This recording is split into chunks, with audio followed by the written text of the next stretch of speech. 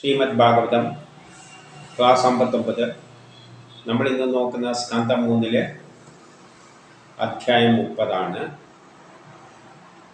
ഇതിൽ ആസക്തി മൂലം ജീവാത്മാക്കുണ്ടാവുന്ന അധോഗതിയാണ്. ജീവാത്മാവ് അതായത് മനുഷ്യർക്കുണ്ടാകുന്ന അധോഗതിയാണ്. എന്താണ് പറയുന്നതെന്ന് നോക്കാം. ഒന്നിൽ കപില ഭഗവാൻ പറയുകയാണ്, കാലസ്വരൂപന്റെ അമിത വൈഭവത്തെ മർത്യൻ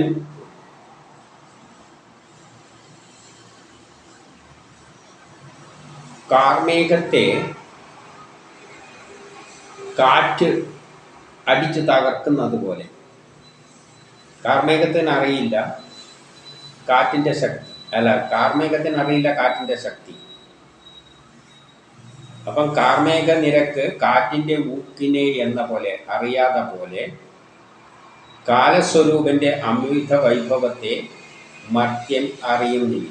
മനുഷ്യൻ അറിയില്ല കാലസ്വരൂപന്റെ അമിത വൈഭവം. ആ കാലം നമ്മൾ ഉണ്ടാക്കുന്ന മാറ്റങ്ങൾ മനുഷ്യന് അത് അറിയുന്നില്ല.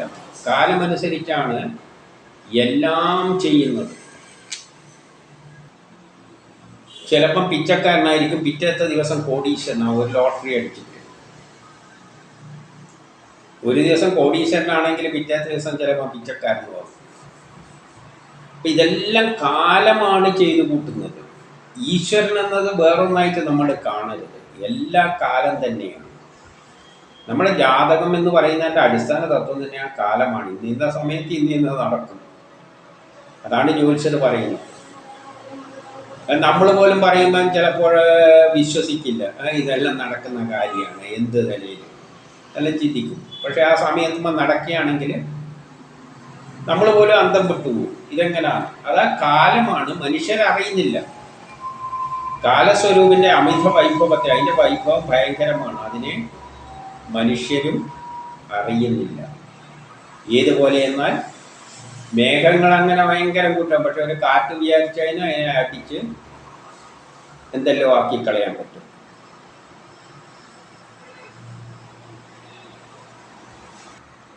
ഇതൊരു ഉദാഹരണം പറയുകയാണ്. 2 എന്തെല്ലാം വസ്തുക്കളെ സുഖത്തിനായി നേടി വെക്കുന്നു. മനുഷ്യ സുഖത്തിന് വേണ്ടി എന്തെല്ലോ വാരി കൂട്ടി വെക്കും. പക്ഷെ അതിനെയെല്ലാം കാലം അടിച്ച് കളഞ്ഞെന്ന് വരും. അതുകൊണ്ട് കാലത്തെ വൈഭവത്തെ നമുക്കറിയാൻ പറ്റും. അതിനാൽ മനുഷ്യൻ സങ്കടപ്പെടും. അപ്പോഴാണ് മനുഷ്യൻ സങ്കടപ്പെടുന്നത്.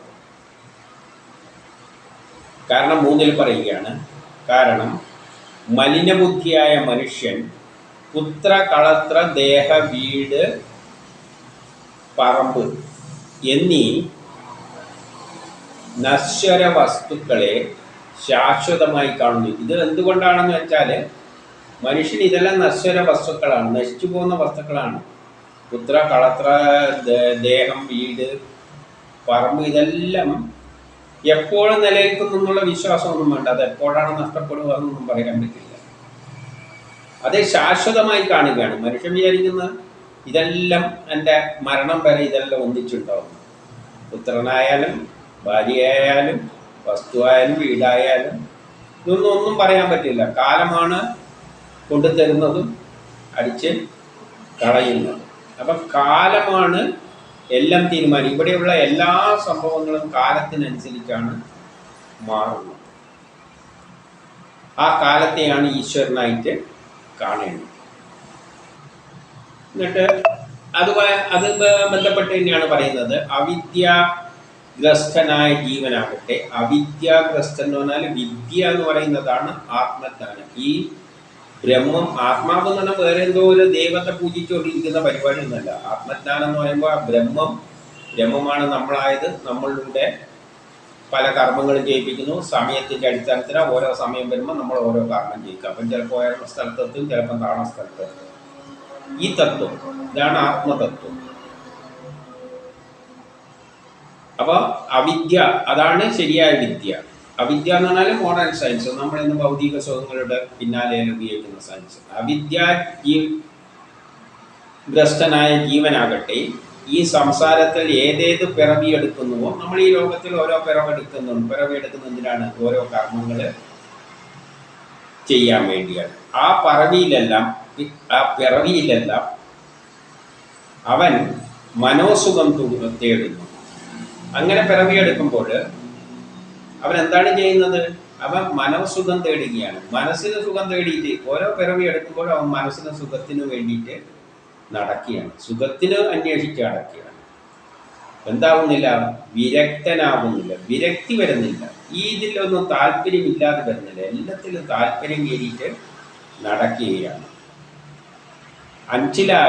അഞ്ചിൽ പറയുകയാണ്, നരകത്തിലായാലും ഇപ്പം അവൻ നരകത്തിലാ പതിച്ചതെന്ന് വെച്ചാലും അവൻ ജീവൻ നരകത്തിലെത്തിക്കഴിഞ്ഞാൽ ഭോഗജമായ നരകത്തിൽ വല്ല ഭോഗസുഖം അനുഭവിക്കേണ്ട എന്തെങ്കിലും കാര്യമുണ്ടെങ്കിൽ അതിനെപ്പറ്റിയാണ് അവൻ ചിന്തിക്കുക.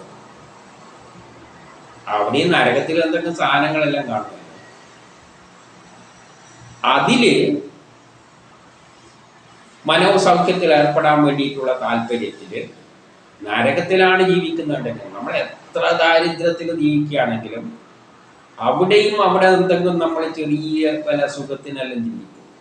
ആ കിട്ടുന്ന സ്ഥലത്ത് നരകത്തിൽ കുടിക്കാനൊന്നും വെള്ളമില്ലെങ്കിൽ ഇപ്പം അടുത്തൊരു ചളി വെള്ളം കാണുകയാണെങ്കിൽ നമ്മൾ വെള്ളം കിട്ടി, നമുക്ക് വലിയൊരാഗ്രഹം, വെള്ളം ഉണ്ടല്ലോ, ഈ വെള്ളം ഒന്നും മതി ജീവിക്കാൻ, എനിക്ക് മറ്റുള്ള വെള്ളമൊന്നും വേണ്ട, ഈ വെള്ളം കുറച്ച് അധികം കിട്ടിയാൽ അവിടെ കുറച്ചധികം ഉണ്ട്, അത് മതിയെന്ന് വെച്ചിട്ട് അതും കുടിച്ചിട്ട് ജീവിക്കും. എന്നാലും എന്ത് ചെയ്യുന്നില്ല? സ്വശരീരം വിടുവാൻ ആഗ്രഹിക്കുന്നില്ല. എന്നാലും മരിക്കാൻ അവൻ ആഗ്രഹമില്ല. മരണഭയം ഭയങ്കരമാണ്. അപ്പൊ ഏത് നരകത്തിൽ പോയാലും അവിടെയുള്ള ഭൗതിക എന്തെങ്കിലും വസ്തുക്കൾ ഉണ്ടെങ്കിൽ ആ വസ്തുവിൽ പറ്റിപ്പിടിച്ചുകൊണ്ട് സുഖിച്ചിട്ട് അവിടെ കിട്ടുന്ന സുഖവും അനുഭവിച്ചുകൊണ്ട് ജീവിക്കാനാണ് അവൻ ശ്രമിക്കുന്നത്. അല്ലാതെ സ്വശരീരം വെടിയുവാൻ അവൻ ആഗ്രഹിക്കുന്നില്ല. അങ്ങനെയാണ് അവനെ സൃഷ്ടിച്ചിരിക്കുന്നത്. 6 ദേഹം, ഭാര്യ, മക്കൾ, ഗൃഹം, കന്നുകാലികൾ, സമ്പത്ത്, ബന്ധുജനങ്ങൾ എന്നിവയിൽ വേരൂന്നിയ ഹൃദയത്തോടുകൂടി അവൻ്റെ ചിന്തയല്ല എപ്പോഴും എന്തായിരിക്കും? ഈ ഭാര്യനെ പറ്റിയും മക്കളെ പറ്റിയും ഗൃഹത്തെ പറ്റിയും കന്നുകാലികളെ പറ്റിയും സമ്പത്തിനെ പറ്റിയല്ലായിരിക്കും. എന്നിട്ട് എന്ത് ചെയ്യുന്നു? കൂടി തന്നെ തന്നെ കൊണ്ടാടിക്കൊണ്ടിരിക്കുകയാണ്. താൻ തന്നിൽ തന്നെ അവയെല്ലാം ചിന്തിച്ചുകൊണ്ട് രമിച്ചുകൊണ്ടിരിക്കുകയാണ്. താൻ തന്നിൽ തന്നെ ഇതെല്ലാം ചിന്തിച്ചുകൊണ്ട് അങ്ങനെ കാലം കഴിച്ചുകൊണ്ട് എനിക്കുണ്ട് ഓരോന്ന് ചിന്തിച്ചുകൊണ്ട് താൻ തന്നിൽ തന്നെ ഇരുന്ന് രമിക്കുകയാണ്.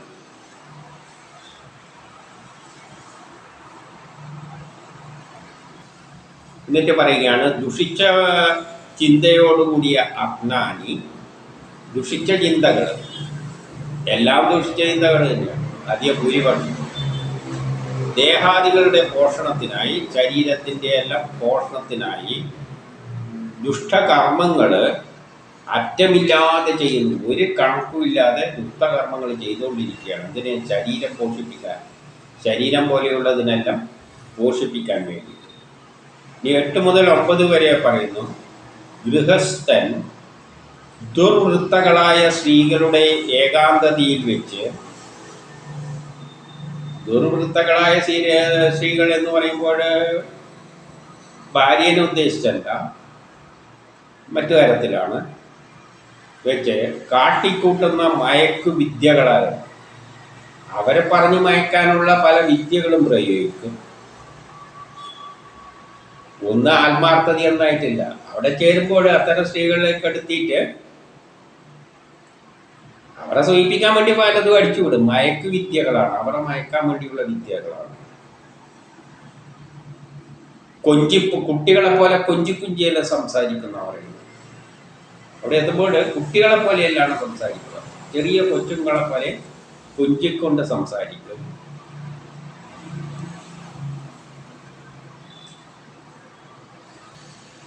എന്നിട്ട് ദേഹേന്ദ്രിയങ്ങൾക്ക് അടിമപ്പെട്ടിട്ട് കാപഠ്യത്തിനനുസരിച്ചുള്ള, കാപഠ്യമാണ് അവിടെ കാട്ടിക്കൂട്ടുക, അല്ല ആത്മാർത്ഥമായിട്ടൊന്നും അവിടെ ഒന്നും പ്രവർത്തിക്കില്ല. കാപഠ്യധർമ്മങ്ങളാൽ ദുഃഖഭവനങ്ങളിൽ, അത് ദുഃഖഭവനങ്ങൾ തന്നെയാണ്, ദുഃഖങ്ങൾക്ക് പ്രതിവിധി ചെയ്ത്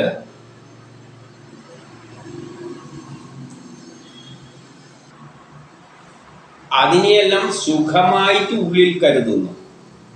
ഉള്ളില് അവിടെ മുഴുവൻ ദുഃഖമാണ് കിട്ടാൻ പോകുന്നത്. ആകെ അവിടെ പോയി ഇരുന്നിട്ട് അവൻ്റെ കാര്യം പോക്കാണ്. എന്നാലും അവൻ ഉള്ളിൽ കരുതുന്ന എന്താണ്?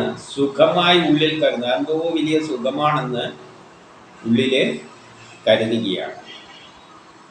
എൻ്റെ 10 പറയുന്ന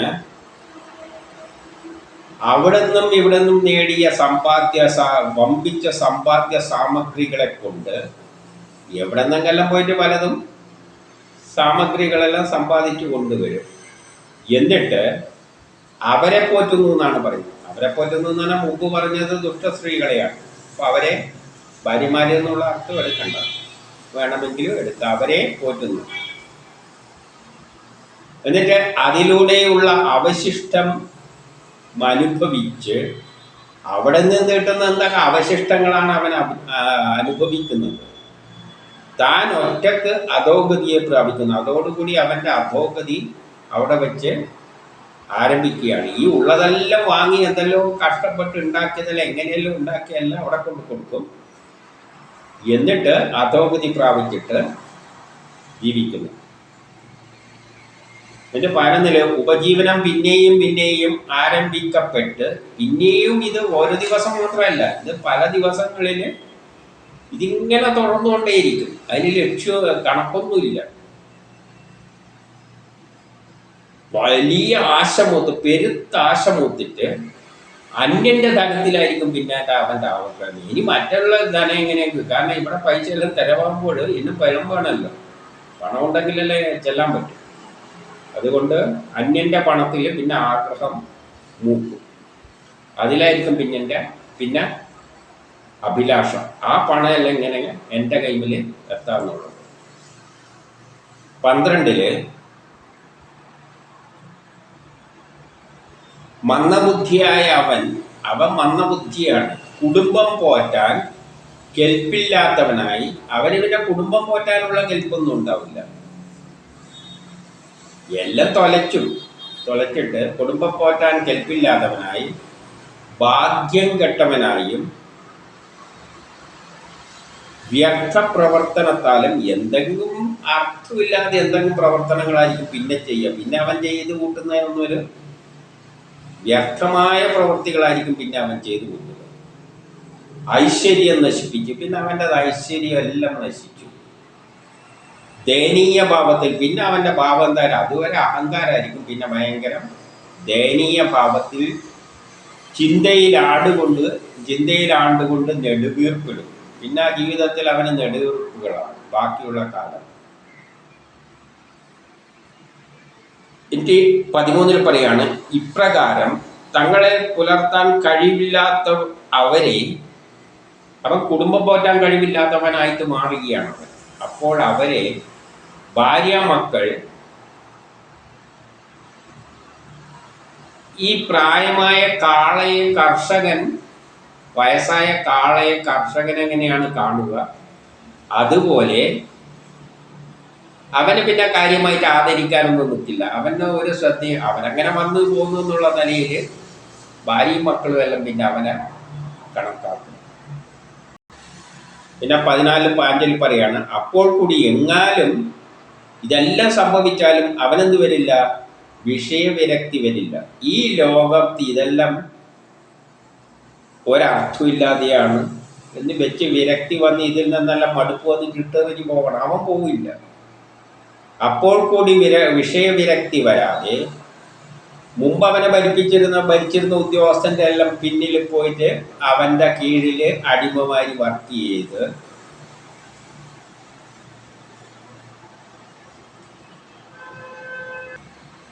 പിന്നെ വാർദ്ധക്യത്തിൽ വിരൂപത വന്ന് എല്ലാം പണ്ടത്തെ പ്രസരിപ്പും എല്ലാം അങ്ങ് പോകും. വിരൂപത വന്ന് മരണം നോക്കിയിരിക്കുന്ന, പിന്നെ മരണവും നോക്കിക്കൊണ്ടായിരിക്കും അവൻ്റെ ഇരിക്കും. ഇനി എപ്പം മരിക്കണം എന്നുള്ള നിലയിൽ അവൻ മരണവും നോക്കിക്കൊണ്ട് ഇരിക്കും. എന്നിട്ട് അനാഥരോടെ മുന്നിൽ കൊണ്ടുവെക്കുന്ന ഭക്ഷണം, ഒരാദരവില്ലാതെ ആരെങ്കിലും വീട്ടുകാരുടെ ഭക്ഷണം കൊണ്ടുവെക്കും. അതിനെ പട്ടിയെപ്പോലെ തിന്നു തീർത്ത്, ആരെങ്കിലും എന്തെങ്കിലും കൊണ്ടു തന്നെ പട്ടി തിന്നുന്ന മാതിരി തിന്നു തീർത്ത് രോഗഗ്രസ്തനായി രോഗവും പിടിപെട്ട് ദഹനശക്തിയില്ലാതെ തന്നെ പിന്നെ അവന് തിന്നാലും ദഹിക്കൂല്ല. ആ അവസ്ഥയിലും ആവും, തിന്നാനും പറ്റൂല. ദഹനശക്തി നശിച്ച് അല്പഭോജിയായി പിന്നെ അവന് ഭക്ഷണം കഴിക്കാനൊന്നും പറ്റൂല. അങ്ങനത്തെ അവസ്ഥയിലെത്തും. ഒന്നും ചെയ്യാൻ കഴിയാത്തവനായി അവസാനം ഒന്നും അവന് ഗൃഹത്തിൽ ചടഞ്ഞു കൂടുന്നു. പിന്നെ വീട്ടിൻ്റെ മൂലൊക്കെ അങ്ങനെ ചടഞ്ഞ് കൂടും. 16 പറയുകയാണ്, മേൽപോട്ട് വരുന്ന വായു എന്ന് മുകളിലോട്ട് കയറുമ്പോൾ കണ്ണ് തള്ളി വരും. ആ അവസ്ഥക്ക് ഗ്യാസിൻ്റെ ബുദ്ധിമുട്ടാണ്. വായു മുകളിലോട്ടേക്ക് തള്ളുമ്പോൾ കണ്ണ് തള്ളി വരും. കവം കെട്ടിയ രക്തധമനികളിലെല്ലാം കവം കെട്ടിക്കിടക്കും. ചുമയും വലിവുമെല്ലാം ഉണ്ടാവും. ചുമക്കുകയും വലിക്കുകയും എല്ലാം ചെയ്യും. തൊണ്ടക്കുള്ളിൽ നിന്ന് കൊക്കര ശബ്ദം ഉണ്ടാവും. തൊണ്ട എന്നുള്ള ശബ്ദം വരാൻ തുടങ്ങും. അങ്ങനെ അങ്ങനത്തെ പിന്നെ കിടപ്പിലായല്ലോ. അപ്പോൾ ബന്ധുക്കളെല്ലാം ചുറ്റും വന്ന് കിടക്കും. സങ്കടപ്പെടുന്ന ബന്ധുക്കളാൽ ചുറ്റപ്പെട്ട് കിടക്കുന്ന അവൻ വിളിച്ചാലും ഒന്നും കേൾക്കാനൊന്നും പോകുന്നില്ല. ആ അവസ്ഥയിലാവും. വിളിച്ചാലും പ്രതികരണമൊന്നും ഉണ്ടാവില്ല. പാട്ട് പറയുന്നു, ഇപ്രകാരം കുടുംബത്തെ ഭരിക്കുന്നതിൽ മാത്രം മനസ്സിനെ വ്യാപരിച്ചുകൊണ്ട് ഇങ്ങനെ കുടുംബം നോക്കി നടക്കുന്ന കാര്യമാണ് ഇവിടെ പറയുന്നത്. കുടുംബം പോറ്റിയാൽ ഇതെല്ലാം തന്നെയാണ് അവസാന ഗതി എന്നാണ് പറഞ്ഞുകൊണ്ടിരുന്നത്. നേരത്തെ ദുർവൃത്തകളായ സ്ത്രീകൾ എന്ന് പറഞ്ഞു വെച്ചിട്ടുണ്ട്. പക്ഷെ ഇവിടെ പറയുന്നത് എന്താണ്? ഇപ്രകാരം കുടുംബത്തെ ഭരിക്കുന്നതിൽ മാത്രം മനസ്സ് വ്യാപരിച്ചുകൊണ്ട് കുടുംബത്തെ നോക്കിക്കൊണ്ട് മാത്രം ജീവിക്കുന്ന ആളുടെ കാര്യവുമായി തന്നെയാണ് ഇവിടെ പറയുന്നത്. ഇന്ദ്രിയ നിഗ്രഹം ചെയ്യാതെ, നമ്മളെ ഇന്ദ്രിയങ്ങളുടെ നിയന്ത്രണത്തിൽ വരുത്താതെ കഴിഞ്ഞവൻ സ്വന്തക്കാരെല്ലാം കരഞ്ഞുകൊണ്ടിരിക്കെ മുഴുത്ത വേദനയാൽ പ്രശ്നയസ്തമിച്ചു മരിച്ചു പോകുന്നു. അവനെന്ത് പറ്റുന്നു? മരിക്കുന്നു. വീട്ടുകാരെല്ലാം ചുറ്റുമിരുന്ന് കരയുന്നുണ്ടാവും, അവൻ മരിച്ചു പോകുന്നു. ഇനി 19, അപ്പോഴവിടെ വരുന്ന യമകിങ്കരന്മാര്, 2 യമകിങ്കരന്മാർ വരും അവൻ്റെ കഴുത്തിൽ കയറിടാൻ വേണ്ടി. ഇതെല്ലാം കഥയിൽ പറയുന്നതാണ്. അവർ വലിയ ക്രോധമുള്ളവരെ, ദേഷ്യത്തോടു കൂടിയാണ് വരിക. കാരണം ഇവൻ ശരിയായ ജീവിതമല്ലല്ലോ നയിച്ചത്, വീട്ടുകാരെ നോക്കിയതാണെന്നാണ് നേരത്തെ പറഞ്ഞിരിക്കുന്നത്. അതും കൂടി മനസ്സിൽ വെച്ചോളണം. ക്രോധത്താൽ 2 യമകിങ്കരന്മാരെ കണ്ടിട്ട് അവരെ കാണുമ്പോൾ, കാരണം കയറിടാൻ വരുമല്ലോ, അപ്പം അവരെ കണ്ടിട്ട് അവരെ രൂപമെല്ലാം കണ്ടിട്ട് പേടിച്ചിട്ട് മലവും മൂത്രവും വിസർജിക്കുന്നു. ബോധം കെട്ട് മരിക്കുന്ന സമയത്ത് മലവും മൂത്രവും എല്ലാം പുറത്തേക്ക് പോകും. ആ സമയത്ത് 20, ആ ശരീരത്തിൽ കയർ കഴുത്തിൽ മുറുക്കിക്കെട്ട്, പിന്നെ കയറ് കഴുത്തിൽ മുറുക്കി കെട്ടിയിട്ട് പോലീസുകാരൻ കുറ്റവാളിയെ കൊണ്ടുപോകുന്നത് പോലെ നീണ്ട വഴിയിലൂടെ വലിച്ചു കെട്ടിയിട്ട് കൊണ്ടുപോകും. അപ്പോൾ മരണസമയത്ത് കഴുത്തിൽ വായു സഞ്ചാരം നിൽക്കുന്നു എന്ന് പറയാൻ വേണ്ടിയാണ് ഇത് പറയുന്നത്. കയറ് കെട്ടുന്നല്ല, അതല്ല കഥയിൽ അവർ പറയുന്നതാണ്. പിന്നെ ഇനി പറയാൻ പോകുന്നത് കഥരൂപത്തിൽ നരകമുണ്ട് എന്ന് പറയുകയാണ്. യഥാർത്ഥത്തിൽ നരകവുമില്ല, സ്വർഗവുമില്ല, എല്ലാം ആ ശക്തിയാണ്. നമ്മളിലൂടെ ജയിപ്പിക്കുന്നത് ആ ശക്തിയാണെങ്കിൽ പിന്നെ നമുക്കെന്താണ് കുറ്റമുള്ളത്? നമ്മളറിയുന്നില്ല എന്നുള്ളത് ശരി തന്നെ, പക്ഷെ ചെയ്യുന്നത് മുഴുവൻ അതാണല്ലോ. നമ്മളറിയിക്കാതെ ഞാനെന്ന ചിന്ത വെച്ച് ജയിക്കുന്നതാണല്ലോ. അപ്പം യഥാർത്ഥത്തിൽ ഭേദം പറയുന്നുണ്ട്, നരകവുമില്ല, സ്വർഗവുമില്ല. പിന്നെ കഥരൂപത്തിൽ വരുമ്പോൾ 2 അർത്ഥം വെച്ച് പറയുന്നത്, ചിന്തിക്കുന്നവനെ അതിൻ്റെ അർത്ഥം പിടികിട്ടുള്ളൂ. അല്ലാത്തവന് നന്നാകുന്നുണ്ടെങ്കിൽ, സാധാരണ വിവരമില്ലാത്ത ആൾക്കാർ നന്നാകുന്നുണ്ടെങ്കിൽ മര്യാദയ്ക്ക് ജീവിക്കുന്നുണ്ടെങ്കിൽ ജീവിച്ചോട്ടെ എന്ന് വെച്ചിട്ടാണ് ഈ നരകത്തെ പറ്റിയെല്ലാം പറയുന്നത്.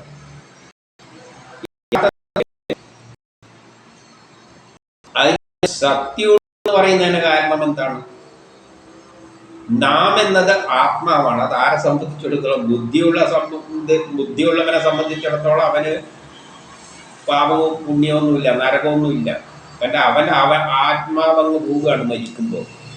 ഈ ശരീരം വെറും ഒന്നും അല്ലാതെയാണ്, വേസ്റ്റ് തുണിക്ക് സമാനമാണ്. എന്നാൽ സാധാരണക്കാരനെ നമ്മളെ പറ്റിയെല്ലാം നമ്മളെ സംബന്ധിച്ചിടത്തോളം നമ്മൾ എന്ന് പറയുന്നത് ഈ ശരീരമാണ്. അപ്പൊ ഈ ശരീരത്തിന് സംഭവിക്കുന്ന എല്ലാം നമുക്ക് സംഭവിക്കുന്നതായിട്ട് ചിത്രീകരിക്കാനാണ്. ഞാൻ ഈ ശരീരമാണെങ്കിൽ എൻ്റെ ശരീരത്തിൽ ആരൊക്കെ വെട്ടുന്നുണ്ടെങ്കിൽ എന്നെയല്ലേ വെട്ടുന്നത്. മരിച്ചാലും ഈ ശരീരം തന്നെയാണ് ഞാനെങ്കിൽ ഈ ശരീരത്തിൽ ചെല്ലുന്നല്ല എനിക്ക് തന്നെയല്ലേ ബാധകം.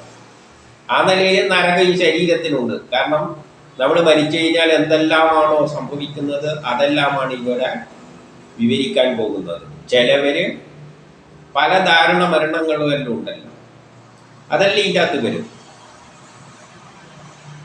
ഇനി 21-22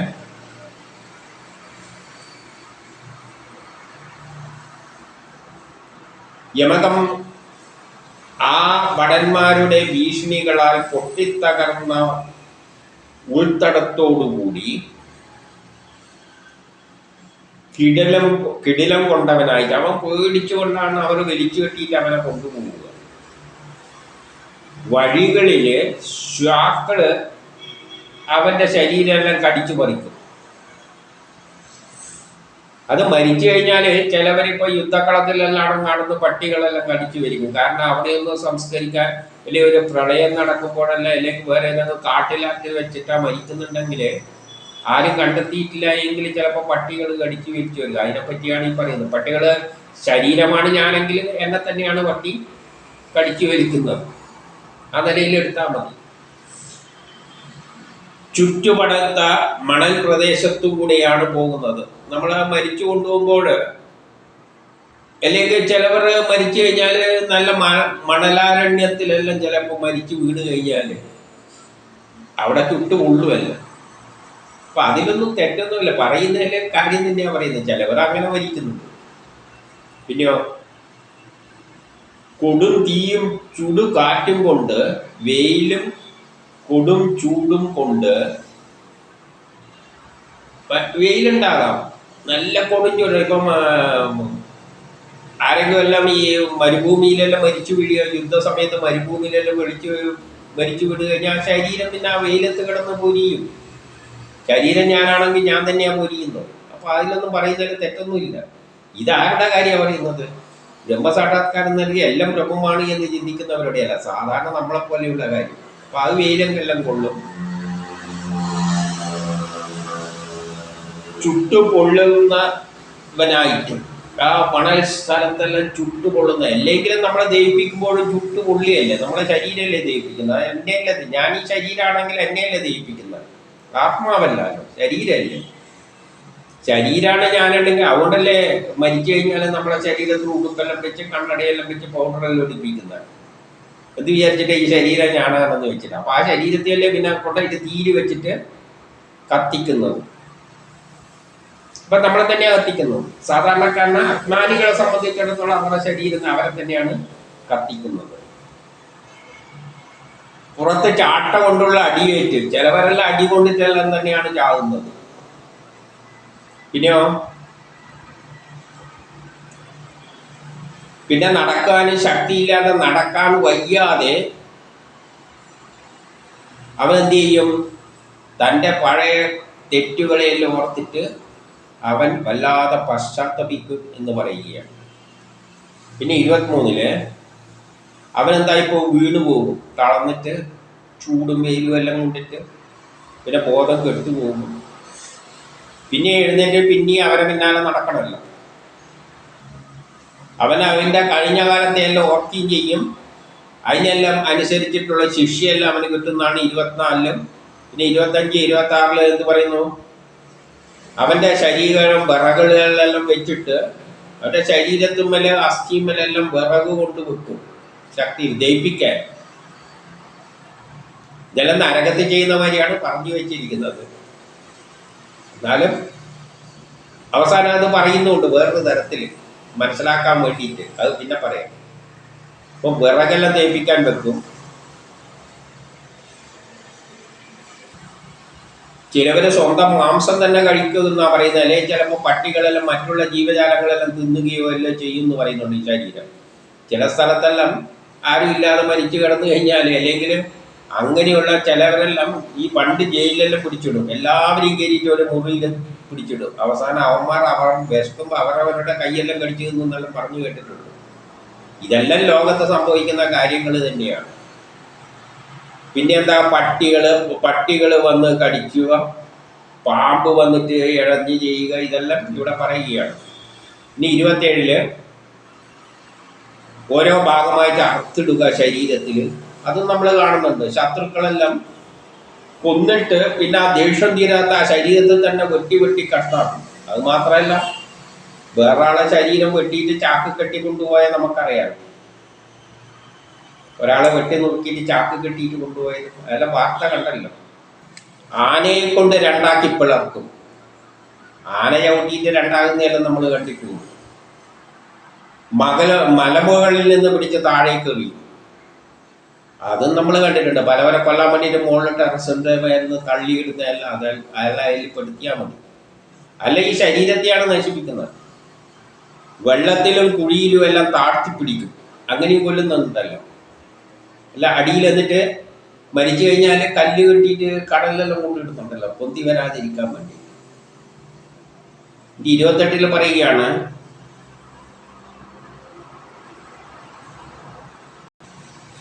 താമിശ്രങ്ങൾ, അന്ധതാമിശ്രങ്ങൾ, രൗരവങ്ങൾ മുതലായ നരകങ്ങളെല്ലാം പലതരം പീഡകളെല്ലാം ഉണ്ട്. അതിൽ സ്ത്രീകളെയും പുരുഷന്മാർക്കും എല്ലാം ഇത് ബാധകം തന്നെയാണ്. എന്നിട്ട് 29 പറയുകയാണ്, നരകവും സ്വർഗവും ഇവിടെ തന്നെയാണെന്ന് പറയാറുണ്ട്. ഇവിടെയാണ് ചിന്തിക്കാൻ ഒരു വഴി തരുന്നത്. നരകവും സ്വർഗമെല്ലാം ഇവിടെ തന്നെയാണ്, ഈ ഭൂമിയിൽ തന്നെയാണ് എന്ന് പറയാറുണ്ട്. അപ്പൊ ഇതിന്റെ ഉദ്ദേശം കഥയിലാണുമ്പോൾ കുട്ടികൾക്ക് കഥ പറഞ്ഞു കൊടുക്കുന്നതിന് വേണ്ടിയാണ്. അവർക്ക് ഒന്ന് രസിക്കാൻ, അതിലൂടെ ചില ആശയങ്ങൾ അവരെ പഠിപ്പിക്കാൻ വേണ്ടി. അപ്പൊ കഥയുടെ ഉദ്ദേശം അതുണ്ട്. ഇതെല്ലാം കഥ രൂപത്തിൽ എഴുതുമ്പോൾ മനുഷ്യരെ നന്നാകുന്നുണ്ടെങ്കിൽ നന്നായിക്കോട്ടെ എന്നൊരു ഉദ്ദേശം വെച്ചാണ് പറഞ്ഞിരിക്കുന്നത്. ആ പറയുമ്പോഴും ഇതെല്ലാം ആർക്കാണ് ബാധകം? മനുഷ്യരായവർ, സാധാരണ ജനങ്ങൾക്ക്, ബ്രഹ്മസാക്ഷാത്കാരത്തിന് അവർ ചിന്തിക്കുന്ന എന്താണ്? ഒരു ബ്രഹ്മമുണ്ട്. നാം എന്ന് പറയുന്നത് ബ്രഹ്മമാണ്, ഈ ശരീരമല്ല. നമ്മളെ ജനങ്ങളാണ് ഇതെല്ലാം ഈ ശരീരമാണ് നമ്മൾ എന്ന് ചിന്തിക്കുക. ശരീരം എന്ന് പറയുമ്പോൾ ഇതെല്ലാം തന്നെയാണ് സംഭവിക്കുന്നത്. നമുക്കറിയാലോ, ചിലവരുടെ മരണം ഇപ്പോൾ കെട്ടിടമെല്ലാം താർന്നുകൊണ്ട് അതിൻ്റെ ഇടക്ക് വന്നു കഴിഞ്ഞാൽ എന്തായി പോകുന്നു? ചിലവരെ ചിഹ്നിച്ചെതറി പോകുന്നു. അതുമാതിരി തന്നെ ചിലവരെ കുത്തിക്കൊല്ലുന്നു, ചിലവരെ ഭൂമിയിൽ അടിയിലെല്ലാം പെട്ട് പുഴുക്കളെല്ലാം നിന്ന് നശിക്കുന്ന കാണുന്നുണ്ട്, കുഴിച്ചിടുന്നുണ്ട്. അങ്ങനെ പലതും ബാക്ടീരിയ വന്ന് നിന്നുന്നുണ്ട്. അങ്ങനെ ഈ ശരീരത്തെ പലവരും വന്ന് ആക്രമിക്കുന്നത്. ചത്തു കഴിഞ്ഞാൽ നമ്മുടെ ആ ശരീരമാണെങ്കിൽ നമ്മളെ തന്നെയാണ് നരകത്തിലിട്ട് പീഡിപ്പിക്കുന്നത്. അതെന്തുകൊണ്ടാണ് പറയുന്നതെന്ന് വെച്ചാൽ, ആ യാതനകളെല്ലാം അവിടെ ഇവിടെയെല്ലാം കാണുന്നുണ്ട്. അതായത് ഭൂമിയിലും ഇതെല്ലാം കാണുന്നുണ്ട് യാതനകൾ. അതുകൊണ്ട് നരകം ഇവിടെ, സ്വർഗവും നരകം ഇവിടെ എന്ന് പറഞ്ഞു വെക്കുന്നതിൻ്റെ അർത്ഥം ഭൂമിയിൽ തന്നെ ഇതെല്ലാം അനുഭവിക്കുന്നുണ്ട്. പിന്നെ മറ്റേ നിലയിലാണെങ്കിൽ മരിച്ചു കഴിഞ്ഞാലുള്ള അവസ്ഥയിലും ഇങ്ങനെയെല്ലാം ചിന്തിക്കുക. ഇതെല്ലാം ഭൂമിയിൽ വെച്ച് സംഭവിക്കുന്ന കാര്യങ്ങൾ തന്നെയാണ്. പക്ഷെ കഥയാവുമ്പോൾ മനുഷ്യർ നന്നാകാൻ വേണ്ടിയിട്ട് കുട്ടികൾക്ക് കഥ പറയുന്നത് അവരെ നന്നാക്കാൻ കൂടി ഉദ്ദേശിച്ചാണ്. അതുവരെ മനുഷ്യർ നന്നാകുന്നുണ്ട്, നന്നായിക്കോട്ടെ. പക്ഷെ വേദപ്രകാരം സ്വർഗവും നരകവും ഒന്നുമില്ല. ശരിക്കും ചിന്തിക്കുന്നവനെ സംബന്ധിച്ചിടത്തോളം നമ്മളെ സൃഷ്ടിച്ചതും നമ്മളെ ഉള്ളിൽ കിടന്നിട്ട് നമ്മളെ കൊണ്ട് ചെയ്യിപ്പിക്കുന്നത് ആ ശക്തിയാണ്. പിന്നെ നമുക്ക് പാപം പറയുന്നതിൽ അർത്ഥമൊന്നും ഇല്ല. എല്ലാത്തവരും ഞാനാണ് എന്ന് ചിന്തിക്കുകയാണെങ്കിൽ, അവൻ ശരീരമായി ചിന്തിക്കുകയാണെങ്കിൽ അവൻ ഇതെല്ലാം ജീവിതത്തിൽ ഉണ്ടാകുന്നുണ്ട്. ഇനി 30 ഇവിടെ പറയുകയാണ്, ഇപ്രകാരം കുടുംബം പുലർത്താൻ വേണ്ടിയും അല്ലെങ്കിൽ തൻ്റെ സ്വന്തം ഉദരം പുലർത്താൻ വേണ്ടിയും ഈ 2 പേരും മരിച്ചു കഴിഞ്ഞാൽ ഇവിടം വിട്ട് പരലോകം പോകുമ്പോൾ ഈ വിധം എല്ലാം അനുഭവിക്കേണ്ടി വരും എന്ന് പറയുകയാണ്. 31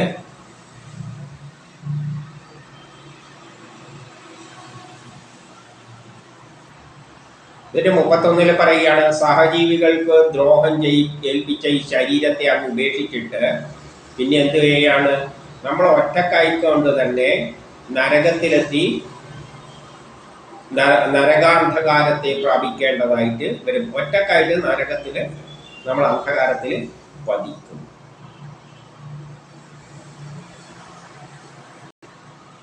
എൻ്റെ 32 പറയുന്നു, ആ വിധത്തിൽ കുടുംബ പോഷണം ചെയ്തവന് ഈശ്വരൻ ആ വിധത്തിൽ കുടുംബത്തെ പോഷിപ്പിച്ച കുടുംബ പോഷണം ചെയ്തവനാണ്. ആ വിധത്തിൽ നമ്മൾ ഇവിടെ പറയുമ്പോൾ കുടുംബം പോറ്റുക എന്ന് പറയുമ്പോൾ മനുഷ്യന്റെ ഒരു ധർമ്മമാണ്. അത് ഒന്നും കുടുംബമാണ് എന്ന നിലയിലൊന്നും ചിന്തിക്കാതെ തന്നെ നമ്മുടെ ധർമ്മമാണ് എന്ന നിലയിൽ ചിന്തിച്ചിട്ട്, അല്ലാതെ കുടുംബത്തിന് വേണ്ടി ആർത്തിമൂത്ത് പലതും വാരിക്കൂട്ടുന്ന ആൾക്കാരെ പറ്റിയാണ് ഇവിടെ പറയുന്നത്. അല്ലാതെ കുടുംബത്തെ പോറ്റേണ്ട ഉത്തരവാദിത്വം ഉണ്ട്. അത് ചെയ്യുന്ന എന്താണ്, അത് നമ്മുടെ ധർമ്മമാണ്. ആ തരത്തിൽ ചെയ്യുന്നതല്ല ഇവിടെ പറയുന്നത്. അതുകൊണ്ടാണ് ആ വിധത്തിൽ കുടുംബ പോഷണം ചെയ്തവരെ ഈശ്വരനാൽ ഏർപ്പെടുത്തപ്പെട്ട ദുരന്ത ഫലത്തെ നരകത്തിൽ വെച്ച് ജീവൻ അനുഭവിക്കുന്നു. അപ്പോൾ ഈശ്വരനാൽ തീരുമാനിച്ച ആ ഫലങ്ങൾ നമ്മൾ നരകത്തിൽ വെച്ച് അനുഭവിക്കേണ്ടതായിട്ട് വരും.